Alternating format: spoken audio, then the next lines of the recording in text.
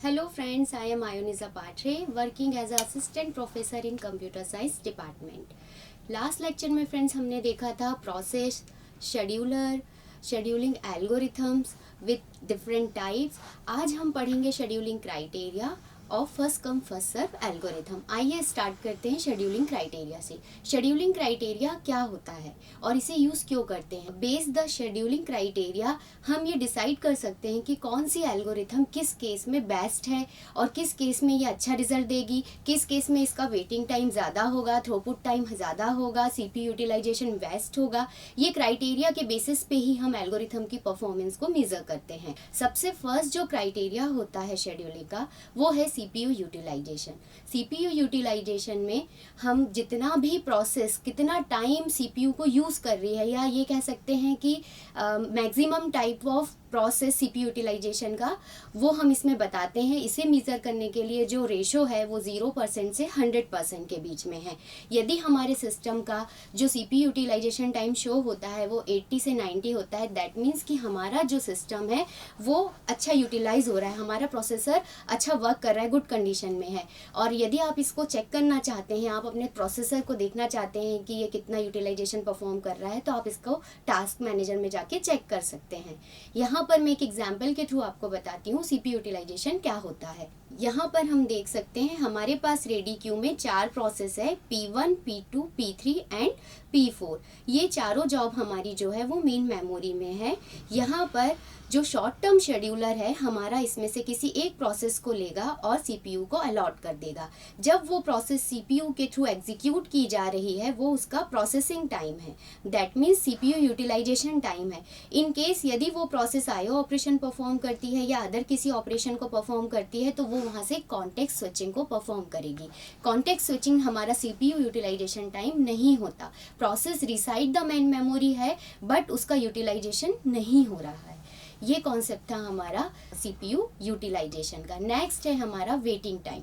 Waiting time, how many time process spend in a main memory. Main memory में process ने कितना time spend किया है CPU के सीपीयू का वेट किया है या सीपीयू अलॉटमेंट के लिए वो अवेलेबल है रेडी क्यू में, इसे हम कहेंगे वेटिंग टाइम।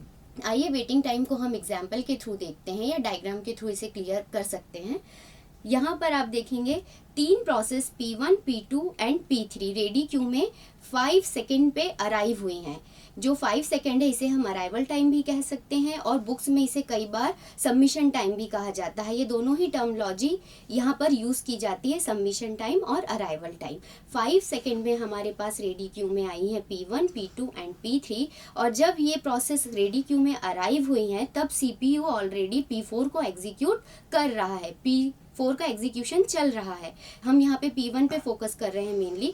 तो उस समय जो P1 है, P1 आई तो 5 सेकेंड में है, मगर जब P4 कंप्लीट हो जाएगी उसके बाद ही P1 को CPU मिलेगा। After the completion of P4 CPU release होगा और P1 को अलॉट हो जाएगा। तो यहाँ पर 10 मिली सेकेंड में P1 ने जो है प्रोसेसर को गेट कर लिया है और उसका एग्जीक्यूशन चल रहा है। यहाँ पर हम इस तरीके से भी समझ सकते हैं कि CPU ने यहाँ पर हर प्रोसेस को 5-5 मिली सेकेंड का इक्वल टाइम डिवाइड कर दिया है और 5-5 मिली सेकेंड के लिए वो सभी को टर्न बाई टर्न एग्जीक्यूट कर रहा है। तो आपको डायग्राम में क्लियरली दिख रहा है, जैसे 10 से 15 तक P1 एग्जीक्यूट हुआ है, फिर 15 से 20 P2 हुआ है और फिर 20 से 25 तक हमारा P3 एग्जीक्यूट हुआ है। नाउ नेक्स्ट टर्न फिर से हमारी जब P1 की आई है तो 25 से 30 तक हमारा P1 अगेन एग्जीक्यूट हुआ है, 30 से 35 तक अगेन P2 एंड 35 से 40 अगेन P3 हुआ है। देन फिर टर्न हमारी P1 की आई और P1 का टोटल एग्जीक्यूशन जो टाइम था वो था हमारा 15 मिली सेकेंड। अब यहाँ पर हमारा जो P1 है ये पूरा कंप्लीट एग्जीक्यूट हो चुका है। अब आप यहाँ पर देखेंगे कि P1 का जो वेटिंग टाइम है वो हम कैसे निकालेंगे, P1 का जो वेटिंग टाइम है टोटल कैसे काउंट होगा। सबसे फर्स्ट जब P1 को पहली बार CPU मिला था तब वो 10 मिली सेकेंड पे उसने CPU को गेट किया था। तो 10 माइनस 5 क्योंकि वो 5 मिली सेकेंड पे रेडी क्यू में आई थी इसलिए 10 माइनस 5। तो यहाँ पर जो उसका आया है वेटिंग टाइम 5 सेकेंड। अब जब सेकेंड टाइम उसको CPU मिला है तब था टाइम आपका 25 मिली सेकेंड। 25 मिली सेकेंड माइनस 15, क्योंकि लास्ट टाइम जब P1 ने CPU को रिलीज किया था तब वो उसने 15 मिली सेकेंड पे उसको रिलीव करके P2 को दिया था CPU का control. 25 minus 15 is equal to 10। Now जो लास्ट हमारा P1 आया है, आपने देखा वहाँ पे नेक्स्ट जब उसको CPU मिला है वो मिला है 40 मिली सेकेंड पे, तो 40 माइनस जो लास्ट टाइम उसने जहाँ CPU को रिलीव किया था वो टाइम जो है 30, तो 40 minus 30 is equal to 10 millisecond. जब आप इसका टोटल सम करेंगे तो आप देखेंगे कि P1 का जो टोटल वेटिंग टाइम आपका निकला है वो निकला है 25 मिली सेकेंड। तो आपको वेटिंग टाइम यहाँ पर कैलकुलेट करना आ गया होगा समझ में। नेक्स्ट पॉइंट है हमारा रिस्पॉन्स टाइम। रिस्पॉन्स टाइम क्या होता है? जब पहली बार प्रोसेस को CPU जब मिलता है उसे हम कहते हैं रिस्पॉन्स टाइम। वो मेमोरी में तो आ गई है बट उसको CPU नहीं मिला है, वो वेट कर रही है। फर्स्ट जब उसको CPU मिलता है वो उसका कहलाता है रिस्पॉन्स टाइम। रिस्पॉन्स टाइम को कैलकुलेट करने का जो फॉर्मूला होता है वो होता है first instance of the process minus arrival time. इस फॉर्मूले के थ्रू हम रिस्पॉन्स टाइम को कैलकुलेट कर सकते हैं। नेक्स्ट है हमारा turn around time. Turn around time जो होता है प्रोसेस के सबमिशन से लेके प्रोसेस के टर्मिनेशन तक का जो टाइम होता है उसे हम कहते हैं टर्न अराउंड टाइम।